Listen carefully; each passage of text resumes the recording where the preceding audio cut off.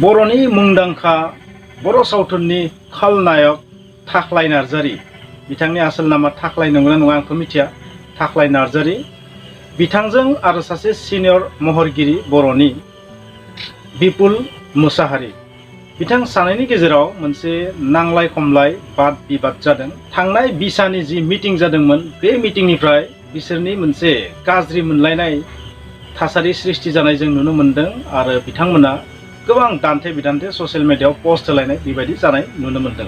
बिपुल मोसाहारी बिथाङा बुंनाय बादिब्ला मा बै बिसानि मिटिं खालि UPPL खौ इनसाल्ट खालामनानै बाथ्रा बुंदोंमोन आरो थाख्लाय बिथाङा बिखौ जेब्ला बिथाङा हाबदोंमोन मिटिंआव हाबनाय समाव नै सासे UPPL नि फैलायबाय बेबायदि बुंदोंमोननो। बे जाबाय बिपुल मोसाहारीनि बुंनाय बाथ्रा जेबो रेकर्ड गैयाबाथाय प्रुफबो गैया जानो हागौ प्रुफ दंबाबो मिनिंलेस जागोन बे बाथ्राया नङा होमबा सोरबा UPPL नि मानसिखौ UPPL नि होननाया बांद्राय जेबो इनसाल्टनि बाथ्रा नङा आंनि बादिबा। स' बिथाङा बेफोरखौ लानानै माखासे थाख्लाय बिथांनिसिम बर'नि मुंदांखा खलनायक बर' सावथुननि खलनायक नङा होमबा खलनायकआबो मोनसे जोबोर गिदिर भिलेनाबो जोबोर गिदिर मोनसे रल जायो जायखिजाया मुभियाव उइदाउट भिलेन मोनसे मुभिया इन्टारेस्टिं जानो हाया।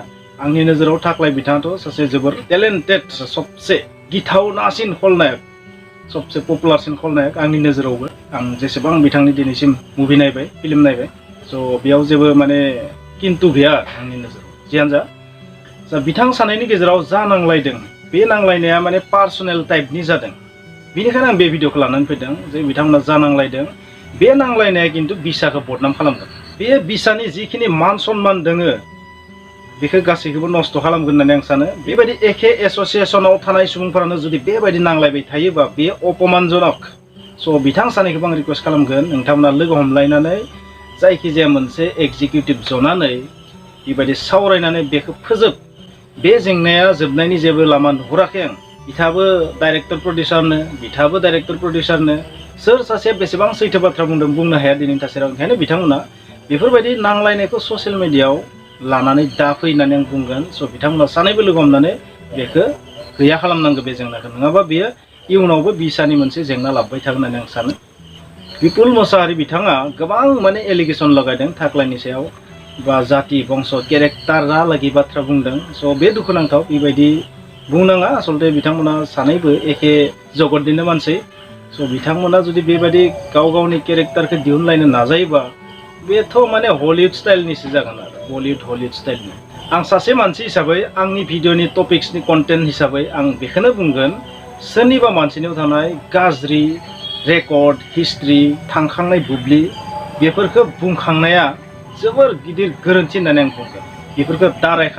बेफोरखौ रायखांनानै गुबुंले समाजखौ खालामनाया जोबोरैनो गोरोन्थि होननानै आं बुंगोन। बिपुल मोसाहारी बिथाङा जाबायदि लाइनाव बाथ्रा बुंदों थारैनो बिथाङा इंगितजों बुंनो नाजादों थारैनो बे साननो गोनां। बुंनाया मा थिग बर' हारिनि थाखायनो मोनसे अपमानजनक जानो हागौ। नुनो मोनदों बिपुल मोसाहारी बिथाङा माने गावखौ बाख्नायनानै लादों गोबाङैनो बेसेबांबा बेबायदि महरगिरि बानायबाय एक्टर बानायबाय एक्ट्रिस बानायबाय संगिनामोनखौ बिथाङानो बानायदोंमोन बेबायदि बिथाङा गोबां बाथ्रा बुंदों बानायमारदोंबो जानो हागौ आरो थाख्लाय बिथांखौ गोहो गोलोन्दां माबा माबि गोबां रायबायबो। जियानो जा माने बिथाङा रागाव बायदिसिना बुंबाय बे बुंनायखौ आं बेवहाय बुंनानै आरो अपमानजनक खालामनो लुबैयाखै थाख्लाय बिथांखौ। स' बिथांमोना सानैबो बेखौ फोजोबनायनि बेबस्था लानांगौ। ससियेल मिडियानि गेजेरजों इउटुब फेसबुकनि थ्रुयै बुंलायबाय थानायजों जेबो जानाय नङा। बबेबा मिडियायाव फैनानै सोरनिबा मिडियायाव फैनानै बाथ्रा बुंनायजों जेबो जानाय नङा। बिथांमोना सानैबो बेखौ फोजोबनांगौ बिसानि प्लेटफर्मावनो बेखौ जेंनाखौ फोजोबनांगौ नङाबा बे फिउचारनि थाखाय मोनसे गुबुंले बा बिसानि गेजेराव मोनसे खामखियालि सृष्टि जानायनि मोनसे लामाखौ जों नुहुरदों। मानो होनबा बेबायदि नांलायबाय थायोबा माखासे डिमेरिट डिसअर्डारफोरा मोगथाङाव नुजानानै फैयो आरो लोगोसे सुथुरा गाज्रि मानसिया मा चान्स मोनो एटाक खालामनो आरो बे जोंनि हारिनि थाखाय खहा गोनां।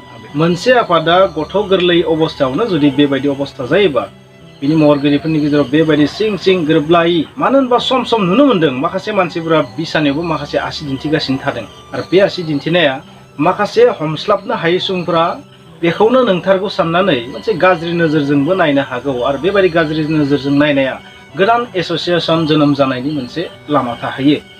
स' लासै नुनो मोन्दों माने महरगिरिफोरनि गेजेराव एसेबो गोरोबलायनाय गैयि बेखौ जों नुनो मोन्दों। महरगिरिफोरनि गेजेराव जेबो गोरोबलायनायदि गैया बे बाथ्राया लासै मोगथाङाव फैबाय थादों आरो बेफोर मोगथाङाव फैनाङा आं बेखौनो बुंगोन।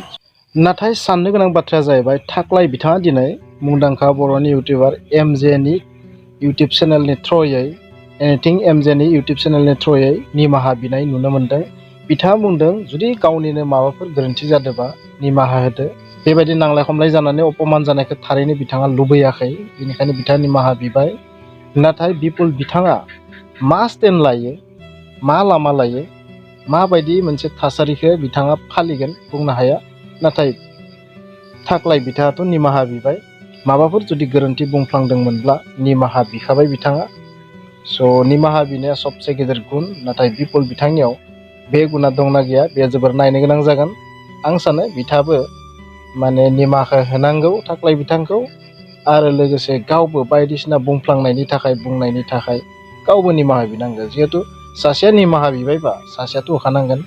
आरो निमाहा होलायनायनि उनाव जेंनाखौ सल्भ खालामनांगौ आरो खौसेथियाव फैनांगौ, जेन फिउचाराव बेबायदि मिसआन्डारस्टेन्डिं जाया। Thank you.